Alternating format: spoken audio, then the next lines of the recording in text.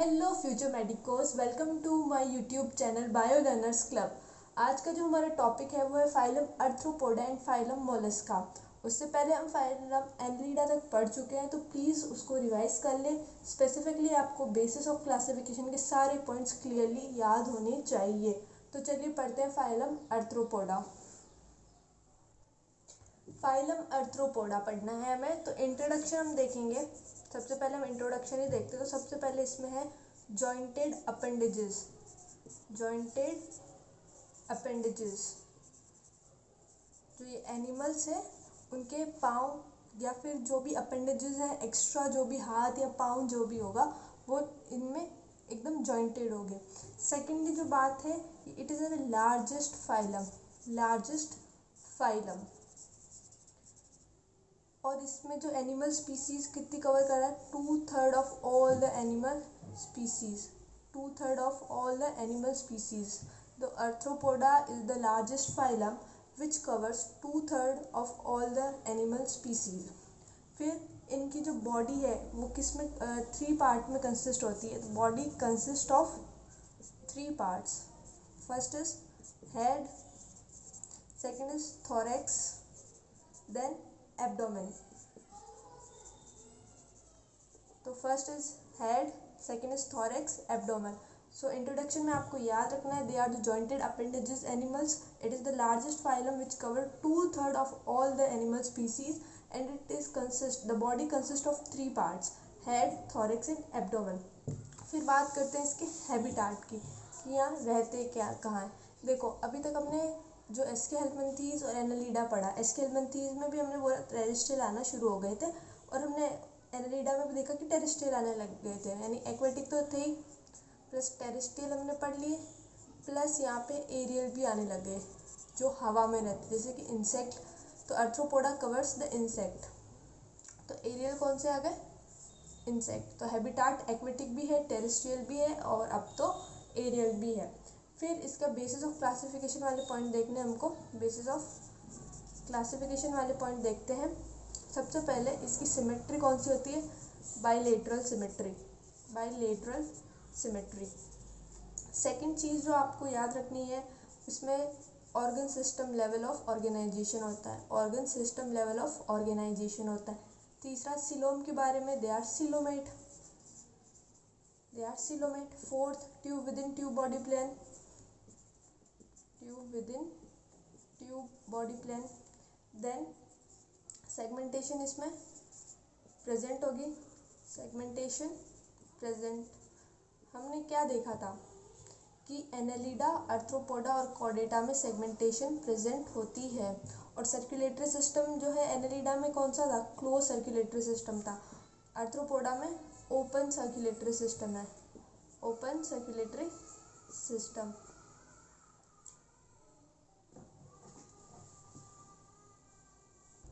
तो अर्थ्रोपोडा में क्या है, ओपन सर्कुलेटरी सिस्टम। नाउ इसकी रेस्पिरेशन और एक्सक्रीशन की बात करते हैं। जैसा कि आपको पता है कि लार्जेस्ट फाइलम है, तो इसमें बहुत सारे वेराइटी ऑफ एनिमल्स आते हैं, तो वेराइटी ऑफ ऑर्गन्स भी हैं अलग अलग चीज़ों के लिए। तो रेस्पिरेशन के लिए कोई एक पर्टिकुलर ऑर्गन तो है नहीं। एक है ट्रैकियल सिस्टम, जो कि आपके इंसेक्ट में आपको ट्रैकियल सिस्टम मिलता है। रेस्पिरेशन के लिए इंसेक्ट में होगा ट्रैकियल सिस्टम। और बुक लंग्स होंगे, बुक लंग्स। तीसरे बुक गिल्स, गिल्स। अब किस किस में होंगे, ट्रैकियल सिस्टम इस इंसेक्ट में होगा, बुक लंग्स होंगे आपकी स्पाइडर में। स्पाइडर में होंगे और स्कॉर्पियन में होंगे। स्पाइडर और स्कॉर्पियन में क्या होंगे, बुक लंग्स। फिर आते हैं आपकी बुक गिल्स। बुक गिल्स किस में होंगे, लाइम्यूलस में। ये सारे एग्जाम्पल आपको एकदम अच्छे से याद करने, बहुत सारे एग्जाम्पल जिसमें लाइम्यूलस में होंगे बुक गिल्स, और गिल्स होंगे प्रोन में। तो रेस्पिरेशन के लिए tracheal system in insect, book lungs in spider और स्कॉर्पियन, बुक गिल्स इन लाइम्यूलस और गिल्स इन प्रोन। ठीक है। फिर वैसे ही रेस्पिरेशन के लिए भी बहुत सारे अलग अलग ऑर्गन होंगे, रेस्पिरेशन के लिए भी, और एक्सक्रीशन के लिए भी ऐसे बहुत सारे ऑर्गन होंगे, क्योंकि वेराइटी ऑफ एनिमल्स इसमें कवर हो रहे हैं। तो एक्सक्रीशन के लिए एक फर्स्ट है Malpighian tubule. Malpighian tubule. Second coxal glands, coxal glands. Third antennary glands.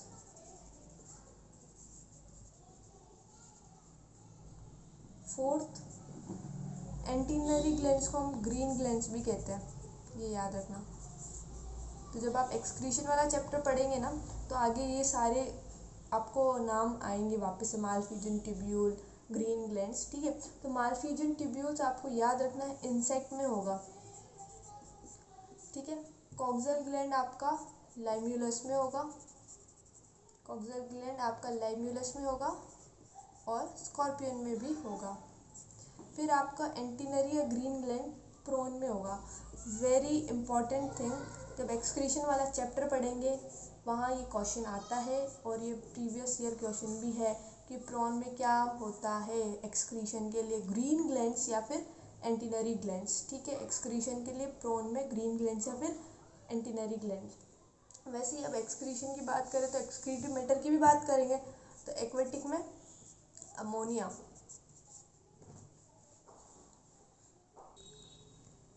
और जो टेरेस्ट्रियल आर्थ्रोपोड्स हैं उसमें यूरिक एसिड है, टेरेस्ट्रियल में यूरिक एसिड। तो excretive matter ammonia in aquatic form and uric acid in terrestrial form. फिर इस पे अभी क्वेश्चन आया था इसके स्केलेटन पे 2 साल पहले, ठीक है। उसका था कि आर्थ्रोपोडा का जो स्केलेटन होता है वो किसका में बनता है, तो काइटिन का होता है, chitinous skeleton, it has chitinous skeleton. PYQ ये अच्छे से याद होना चाहिए। स्केलेटन के बाद हम बात करेंगे लोकोमोशन की।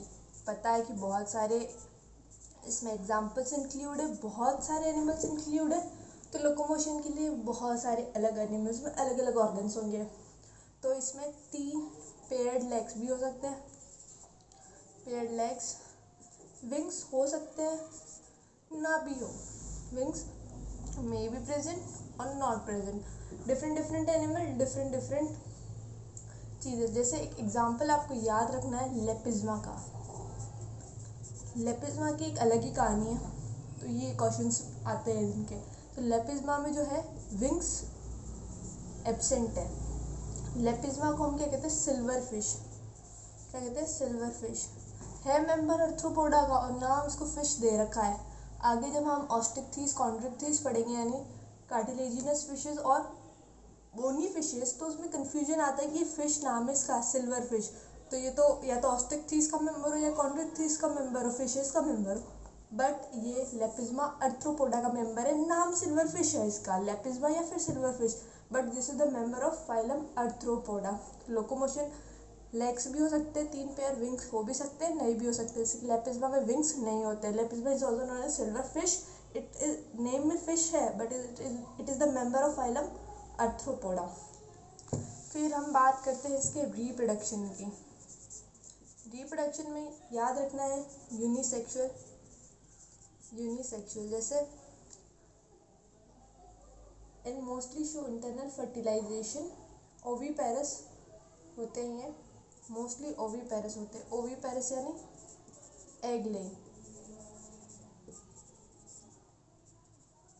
ओवीपेरस यानी एग लेइंग। अब इसके एग्जाम्पल्स की बारी आती है।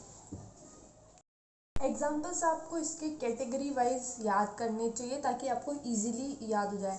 फर्स्ट कैटेगरी है economically important, economically important, economically important यानी जिससे हमको कैश फ्लो होता है, यानी जिससे हमको फ़ायदा है, जिससे हमारी इकोनॉमिक को फ़ायदा है। जैसे एपिस, एपिस यानी हनी बी,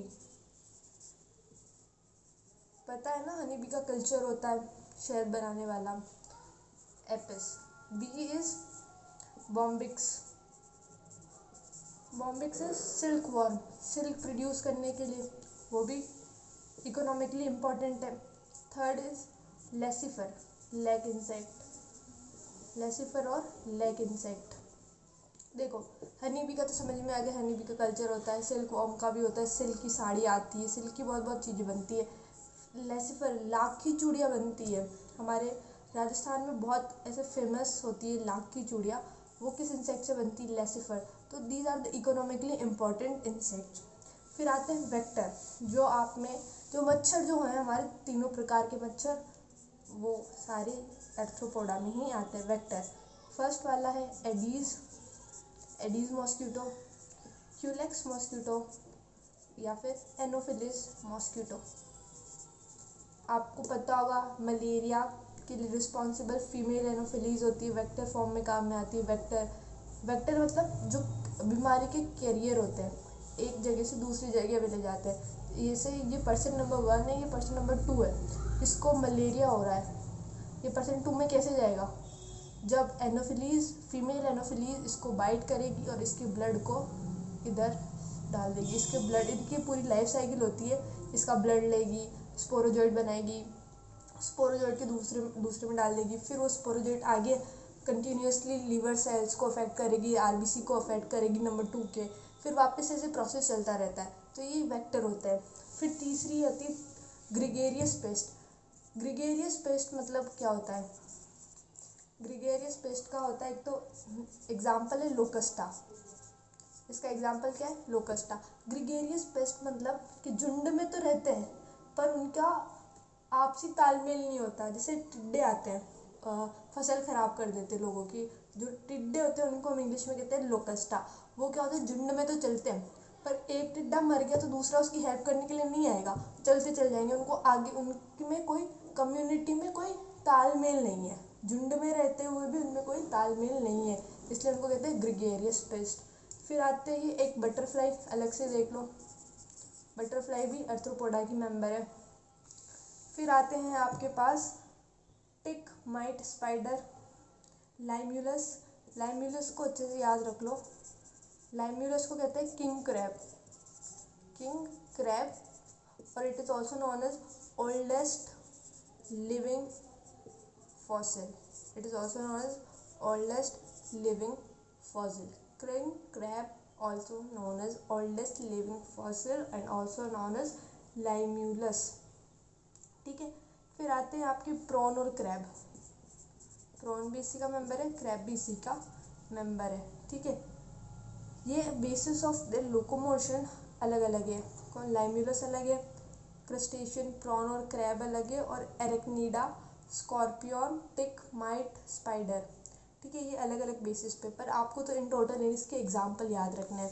फिर आपको हमने एनालिडा में पढ़ा था सेंट्रल नर्वस सिस्टम, जैसा एनालिडा में सेम इसमें। एनालिडा में कैसा है? जैसा कोर्डेटा के अपोजिट, कोर्डेटा यानी ह्यूमंस को देख लो, हमारे जो नर्व कोड है स्पाइनल कोड, वो कैसे है? कैसे है? एक सिंगल है तो इनकी होगा डबल। हमारी डोर्सल साइड पे तो इनकी होगी वेंट्रल साइड पे, और हमारी होलो होती है जिसके अंदर से स्पाइनल कोड निकलती है, तो इनकी क्या हो जाएगी? सॉलिड। तो double ventral solid nerve code, double ventral solid nerve code, इनके सेंट्रल नर्वस सिस्टम का आपको ये याद रखना है। एनालिडा में भी सेम ऐसे रहता है, और इसमें सेंसरी ऑर्गन होती है। क्या क्या होती है सेंसरी ऑर्गन में? एंटीने, सिंपल या फिर कंपाउंड आइज, सिंपल और कंपाउंड आइज, सिंपल और कंपाउंड आइज, ये इंसेक्ट्स में या क्रस्टेशियंस में मिलती है, ठीक है। और होता है स्टेटोसिस्ट, स्टेटोसिस्ट बैलेंस के लिए, स्टेटोसिस्ट जो होते हैं वो बैलेंस का काम करते हैं, बॉडी बैलेंस। जैसे हमारे ईयर्स जो होते हैं ना, वो स्टेटोसिस्ट के जैसे काम करते हैं, सुनने में भी हमारी हेल्प करते हैं और बैलेंस, बॉडी का बैलेंस भी बना के रखते हैं। तो कौन कौन से सेंसरी ऑर्गन है? एंटीने, सिंपल और कंपाउंड आई और स्टेटोसिस्ट। यहाँ से आपकी आर्थ्रोपोडा के जितने भी इंपॉर्टेंट चीज़ें वो कंप्लीट होती है, फटाफट से इन्हें रिवाइज कर लेते हैं। हम आर्थ्रोपोडा को रिवाइज कर लेते हैं फटाफट से। तो सबसे पहले हम इंट्रोडक्शन देखेंगे। इंट्रोडक्शन में क्या था कि इसमें होते हैं jointed appendages, jointed appendages, largest phylum, 2/3 of species, animal species जो है वो मेंबर ऑफ आर्थ्रोपोडा है। तो jointed appendages and it is the largest phylum. फिर इसमें बात करते हैं हम कि इसकी बॉडी जो है 3 पार्ट में डिवाइडेड होती है, 3 पार्ट से मिलके बनी होती है। वो है head, thorax and abdomen. Head, thorax and abdomen. फिर इसकी बात करते हैं हम, ये रहते क्या है? हैबिटाट। हैबिटाट इनका है, ये एक्वेटिक है, ये टेरेस्ट्रियल है, ये एरियल भी है। तो habitat aquatic, terrestrial plus aerial. फिर आता है इनके बेसिस ऑफ क्लासिफिकेशन में हमने कैसे इसको अरेंज किया हुआ है। पहला है they are organ system level of organization. Second is they are coelomate, coelom present है और मेसोडर्मली लाइन है। Third is they are bilateral symmetry, they show bilateral symmetry. Fourth हम बात करेंगे tube within tube body plan, tube within tube body plan. Fifth हम बात करेंगे कि इनमें सेगमेंटेशन जो है वो प्रेजेंट है। सिक्स्थ जो बात करेंगे, इनकी नोटोकॉर्ड एब्सेंट है और ओपन ब्लड सर्कुलेशन सिस्टम है इनमें। सर्कुलेटरी सिस्टम क्या है? ओपन है, ओपन सर्कुलेटरी सिस्टम। ठीक है। फिर हम बात करेंगे इसकी रेस्पिरेशन की। तो रेस्पिरेशन के लिए बहुत अलग अलग इनके पास जो है ऑर्गन्स होते हैं, जैसे tracheal system for insect, tracheal system, और book lungs, book gills, book gills and gills. ठीक है। वैसे एक्सक्रीशन के लिए भी इनके पास बहुत सारे ऑर्गन्स है। एक्सक्रीशन के लिए मालफिजियन ट्यूब्यूल है, मालफिजियन ट्यूब्यूल, मालफिजियन ट्यूब्यूल। और इनके पास है एंटीनरी ग्लैंड, एंटीनरी ग्लैंड, एंटीनरी ग्लैंड को हम ग्रीन ग्लैंड भी कहते हैं। एंटीनरी ग्लैंड और ग्रीन ग्लैंड, और है कॉक्सियल ग्लैंड्स। ठीक है। वैसे ही लोकोमोशन के लिए भी 3 पेयर्ड लेग्स हो सकते हैं,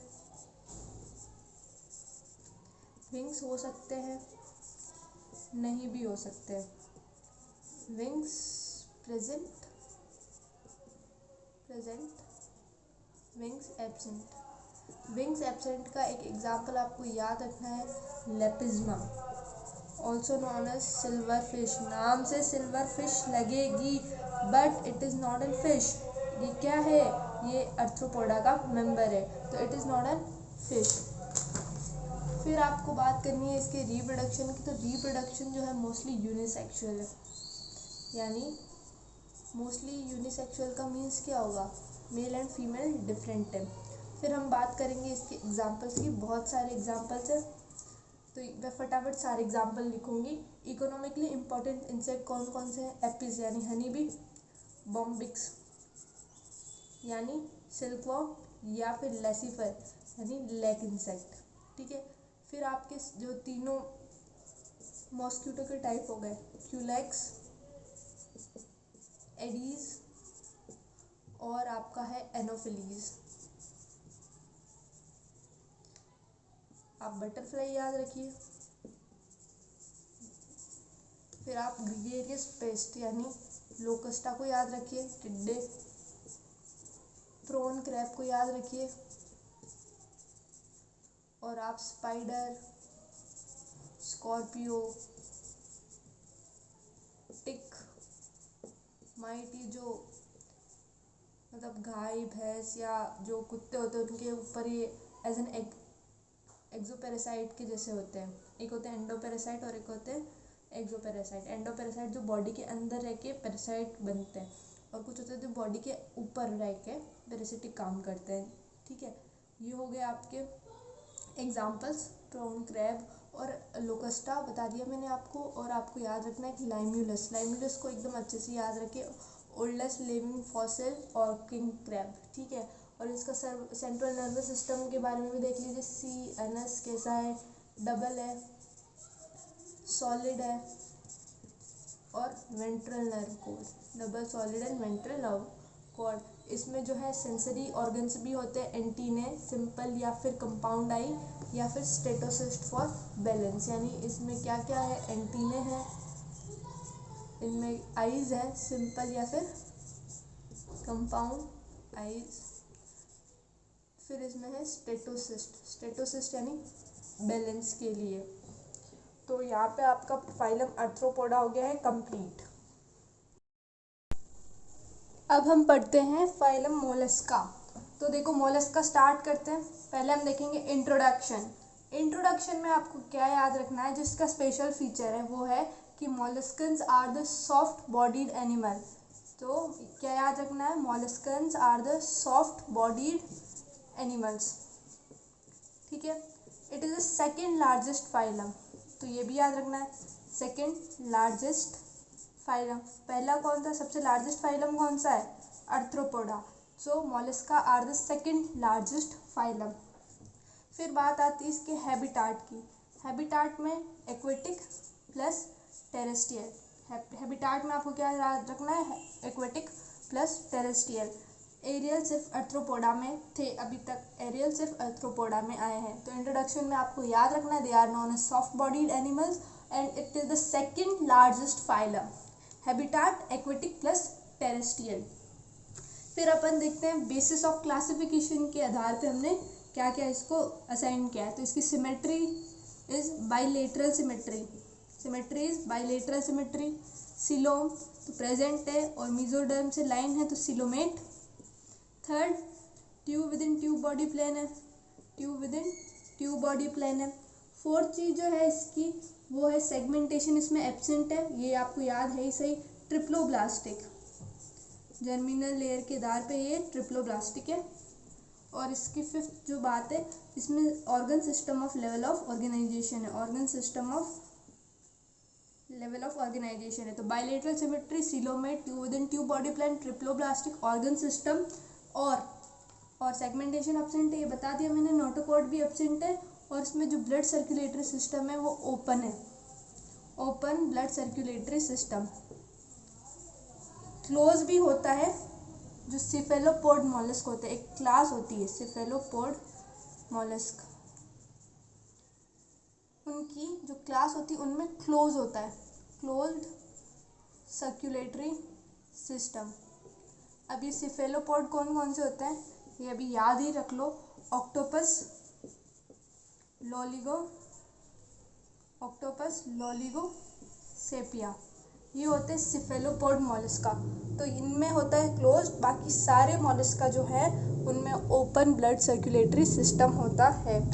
फिर हम बात करते हैं ऑर्गन सिस्टम के बाद इसमें कुछ और भी चीज़ें हैं जो आपको याद रखनी है।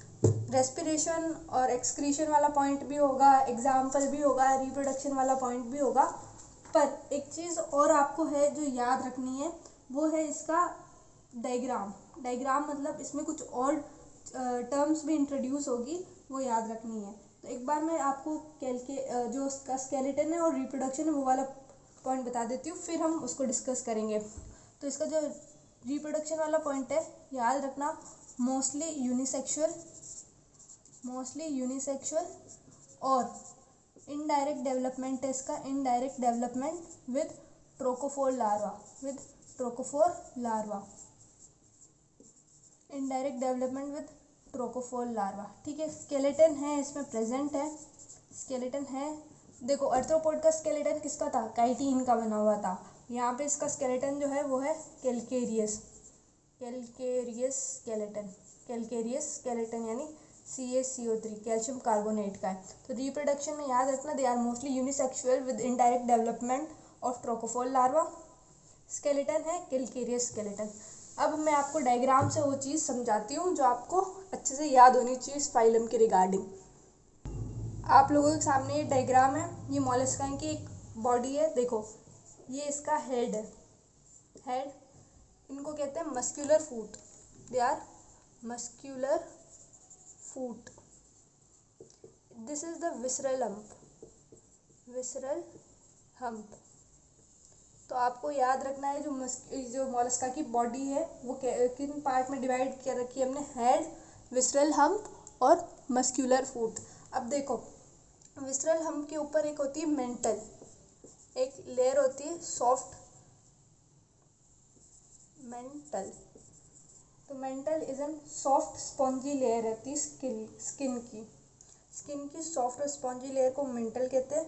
विसरल हम्प और मेंटल के बीच में कैविटी है, ये जो कैविटी आपको दिख रही है ये कैविटी, इसको कहते हैं हम मेंटल कैविटी। क्या कहते हैं? Mantle cavity. ठीक है, this is known as the mantle cavity. ये है रेड्यूला। अब ये क्या होता है ये बताएंगे। और ये है आपका फीदर लाइक गिल्स।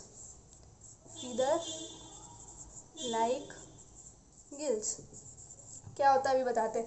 रेड्यूला एक रेस्पिंग ऑर्गन होता है, यानी फीडिंग ऑर्गन होता है, खाने में काम में आता है। रेस्पिंग यानी घिसना। तो respiring like organ is present in the body of Mollusca में एक रेस्पिंग लाइक ऑर्गन होता है जिसका नाम होता है रेड्यूला, और वो किस में होता है? मोलस्का में होता है। तो फाइल लाइक रेस्पिंग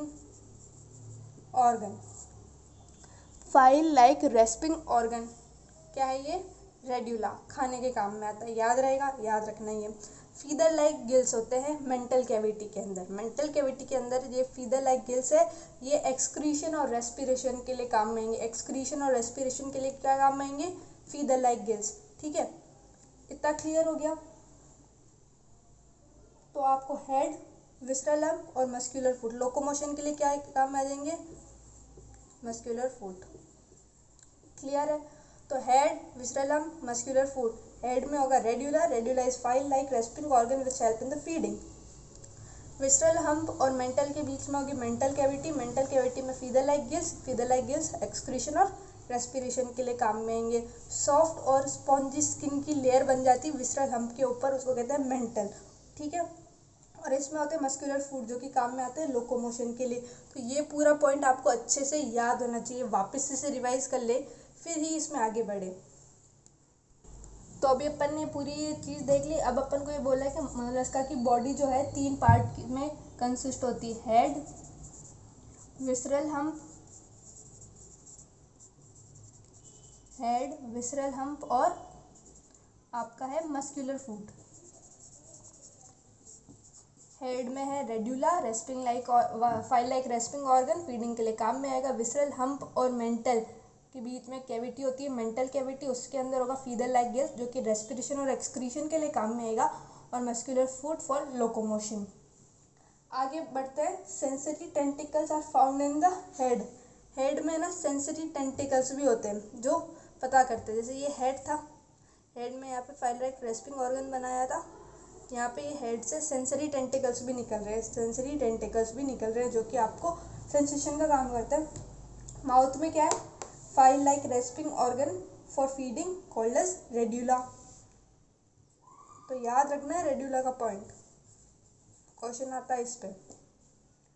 फिर आता है soft and spongy layer of skin form a mental over a visceral hump के ऊपर एक सॉफ्ट और स्पॉन्जी लेयर जम जाती है, उसे कहते हैं मेंटल और विसरल हम्प के बीच में कैविटी होती है, उसको कहते हैं मेंटल कैविटी में प्रेजेंट होते हैं फीदर लाइक गिल्स जो कि हेल्प करते हैं एक्सक्रीशन और रेस्पिरेशन में। अब आते हैं मस्कुलर फूट पे। Muscular foot is used for the locomotion, इतना क्लियर है। देन रेस्पिरेशन और एक्सक्रीशन दोनों के लिए यहाँ पे है आपके पास फीदर लाइक गिल्स। क्या है? Feather like gills. फिर हम बात करते हैं स्केलेटन, मैंने बता दिया कैल्केरियस सेल का होता है लोकोमोशन थ्रू मस्कुलर फूड और रिप्रोडक्शन मोस्टली यूनिसेक्सुअल। तो लोकोमोशन वाला पॉइंट भी देख लो, मस्कुलर फूड। ठीक है, अब आते हैं इसके एग्जाम्पल्स। तो बहुत सारे एग्जाम्पल्स हैं और दोनों नाम याद रखना इम्पॉर्टेंट है। तो देखते हैं इनके एग्जाम्पल्स हम। पहला है पाइला को हम कहते हैं apple snail, Pila also known as apple snail. Second is Pinctada, इसे कहते हैं pearl oyster, Pinctada, pearl oyster. तीसरा है एप्लाइसिया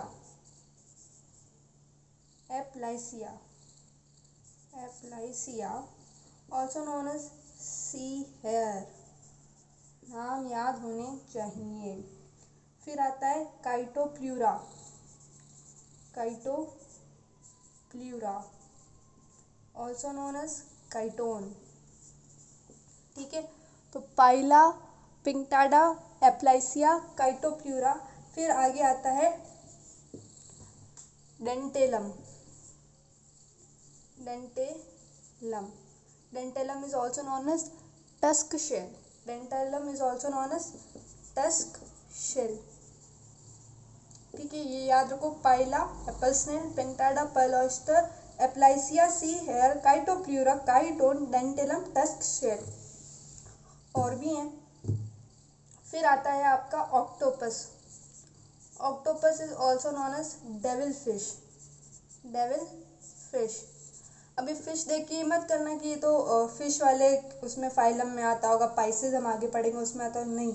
devil fish is known as octopus. जैसे मैंने बताया था अर्थ्रोपोडा में एक होता है लेपिज्मा जिसके अंदर विंग्स नहीं होते, उसको सिल्वर फिश कहते हैं, बट वो अर्थ्रोपोडा का मेंबर है, फाइलम अर्थ्रोपोडा का मेंबर है, पाइसेस का मेंबर नहीं है, यानी फिशेस का मेंबर नहीं है। नाम में फिश आ रहा है पर वो फिश है नहीं। फिर आता है आपके Sepia, Sepia is known as cuttlefish. Again ये इसके लिए अप्लाई, फिश देख के पाइसेस मत बोल देना, it is member of Mollusca, sepia cuttle fish. फिर आता है आपका लोलिगो, उसको कहते हैं स्क्विड, लोलिगो स्क्विड। तो क्या क्या याद रखना एग्जाम्पल्स में, Pila, apple snail, Pinctada, pearl oyster, Aplysia, sea hare, Chaetopleura, chiton, Dentalium, tusk shell, octopus, devil fish, Sepia, cuttle fish, Loligo, squid. और octopus, Sepia, Loligo are the cephalopod Mollusca. ये तीनों को हम क्या कहते हैं, सीफेलोपोड मोलस्का। सीफेलोपोड मोलस्का में क्या है, क्लोज सर्कुलेटरी सिस्टम है, बाकी पूरे में ओपन सर्कुलेटरी सिस्टम है, बस इसमें क्लोज सर्कुलेटरी सिस्टम है, ये याद रखना चाहिए। और इसके साथ आपका मोलस्का कंप्लीट होता है। फटाफट से हम इसमें रिवीजन कर लेते हैं। इंट्रोडक्शन में आपको याद रखना है, they are known as the soft bodied animal, second largest phylum है, हैबिटेट इसका क्या है, एक्वेटिक प्लस टेरेस्ट्रियल है। और इसमें जो बॉडी 3 पार्ट में कंसिस्ट होती है, हेड, विसरल हम्प और मस्कुलर फूट। हेड में आपके सेंसरी टेंटिकल्स होंगे और जो माउथ होगा उसमें एक रेड्यूला ऑर्गन होगा, वो होगा file like rasping organ use for feeding. फिर आपकी जो विसरल हम्प है, विसरल हम्प के ऊपर सॉफ्ट और स्पॉन्जी स्किन की लेयर बनेगी, उसको कहते हैं मेंटल। मेंटल और विसरल हम्प के बीच में जो कैविटी होगी उसको कहेंगे मेंटल कैविटी। उसके अंदर होगा फीदर लाइक गिल्स जो कि एक्सक्रीशन और रेस्पिरेशन के काम में आएगा। फिर मस्कुलर फूट का काम होता है लोकोमोशन के लिए, ये क्लियर है। फिर बेसिस ऑफ क्लासिफिकेशन में आते हैं बाइलेटरल सिमेट्री, सूडोसिलोमेट है, नहीं, सूडोसिलोमेट कौन है, एस्केरेबेंथीज है, मोलस्का आर द सिलोमेट्स। फिर bilateral symmetry, coelomates, triploblastic tube within tube body plan. फिर इनमें सेगमेंटेशन एब्सेंट है, नोटोकॉर्ड एब्सेंट है और इनका सर्कुलेटरी सिस्टम है ओपन टाइप। सिफेलोपोड मोलस्का में क्लोज होता है, बाकी सारे मोलस्का में open type of circulatory system होता है। लोकोमोशन किससे हो रहा है, मस्कुलर फूड से। स्केलेटन कैल्केरियस सेल का बना होगा। एक्सक्रीशन और रेस्पिरेशन दोनों फीदर लाइक गिल से होगा। और एक्सक्रीटिंग मैटर में बता देती हूँ, अगर एक्वेटिक फॉर्म में तो अमोनिया और टेरेस्ट्रियल फॉर्म में यूरिक एसिड। तो एक्सक्रीटरी मैटर मैंने बताया नहीं था, देख लो। एक्सक्रीटरी मैटर अगर एक्वेटिक है तो अमोनिया और अगर टेरेस्ट्रियल है तो यूरिक एसिड। ठीक है, यहाँ आपका ये कंप्लीट हो गया। और रिप्रोडक्शन है मोस्टली दे आर यूनिसेक्सुअल और इनडायरेक्ट डेवलपमेंट होता है ट्रोकोफोर लार्वा के थ्रू। ठीक है, एग्जांपल्स देख लो, Pila, apple snail, Pinctada, pearl oyster, Aplysia, sea hare, Chaetopleura, chiton, Dentalium, tusk shell, octopus, devil fish, Sepia, cuttle fish, Loligo, squid. इसी के साथ आपका मोलस्का भी कंप्लीट हो गया। तो इस लेक्चर में हमने क्या क्या पढ़ लिया, अर्थ्रोपोडा भी पढ़ लिया और मोलस्का भी पढ़ लिया। अर्थ्रोपोडा फर्स्ट लार्जेस्ट, सबसे लार्जेस्ट फाइलम है, मोलस्का सेकंड लार्जेस्ट फाइलम है। इसी के साथ ये लेक्चर कंप्लीट होता है। तो अब आपको क्या करना है, यहाँ तक अच्छे से रिवाइज करना है और अपनी तैयारी बहुत अच्छे से रखनी है। नीट के लिए अगर आपको ये रिटेन रखना है तो आपको रिवीजन ही करते रहना पड़ेगा। और जैसे ही आपका नॉन कोऑर्डिनेट्स वाला पार्ट कंप्लीट होता है, यानी हेमी कोऑर्डिनेट तक हम पढ़ लेते, फिर हम बहुत सारे क्वेश्चन प्रैक्टिस करेंगे इंक्लूडिंग PYQ और एक स्टैंडर्ड NCERT के जो क्वेश्चंस होते हैं उन्हीं का हम इसमें सारा प्रैक्टिस कर लेंगे। तो चलो इस लेक्चर को यहीं ख़त्म करते हैं। अब नीट के लिए आपको पढ़ते रहना है और बाय बाय।